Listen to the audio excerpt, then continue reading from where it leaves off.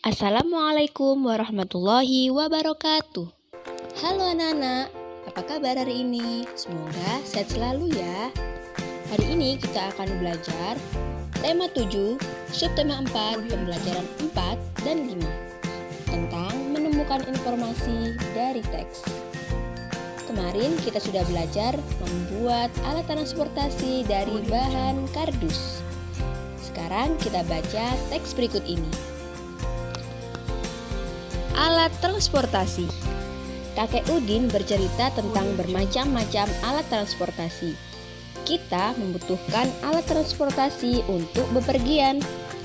Alat transportasi dapat mempercepat perjalanan kita. Alat transportasi darat digunakan hampir semua orang.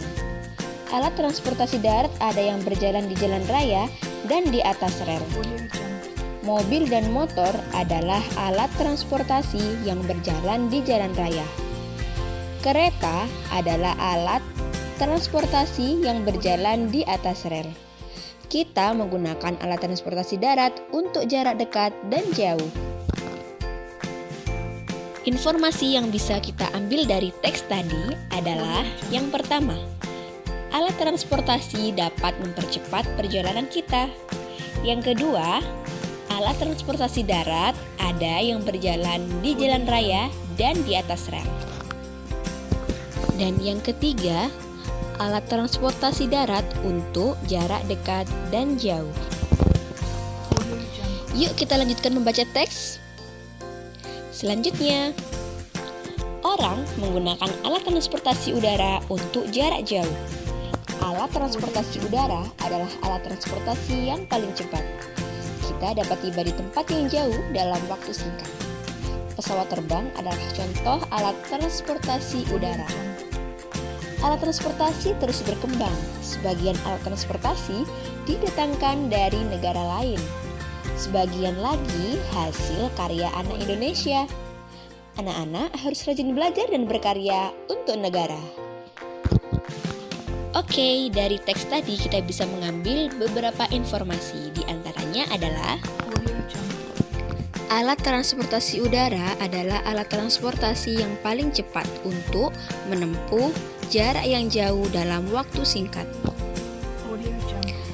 Kemudian yang kedua, alat transportasi sebagian didatangkan dari negara lain, sebagian lagi hasil karya anak Indonesia. Oh iya anak-anak, kalian tahu tidak? Tidak semua orang menyukai alat transportasi yang sama. Bisa jadi kita suka dengan alat transportasi darat. Tapi ada juga teman kita yang tidak menyukai alat transportasi darat. Begitu juga dengan Udin. Udin menyampaikan perasaannya kepada kakek bahwa ia takut menggunakan alat transportasi air. Tapi Udin juga belum pandai berenang. Nah, sekarang Udin mau belajar berenang di kolam renang bersama kakek.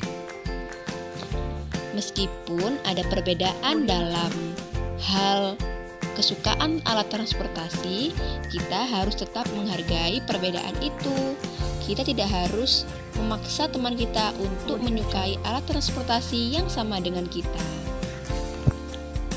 Nah, saat berenang, khususnya berenang di kolam renang, ada beberapa aturan yang harus kita patuhi.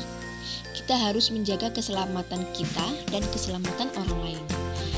Peraturan yang pertama adalah tidak sakit kulit, sakit mata, sakit menular. Yang kedua, gunakanlah pakaian renang. Yang ketiga, tidak membawa makanan ke dalam kolam. Yang keempat, tidak membawa binatang peliharaan. Yang kelima, membilas anggota tubuh sebelum berenang. Dan yang keenam, tidak meludah dan buang air kecil di dalam kolam.